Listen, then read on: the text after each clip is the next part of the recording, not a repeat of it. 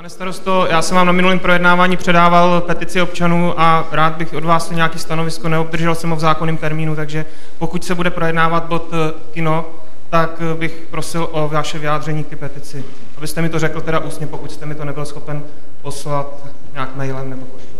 Já se pak přihlásím k tématu. Já vám dokážu velice rychle odpovědět na tuto otázku. Zákonný termín proto není, ale máme vnitřní směrnici, která říká do 30 dnů. Myslím si, že do týdne mít odpověď na petici je výrazně nad zákonnými požadavky a do měsíce mít vyřešeno i to, že to projde radu, která schválí změnu, si myslím, že dost nadstandardní přístup. Pane starosto, vy prostě účelově všechno tvrdíte jinak, než má být.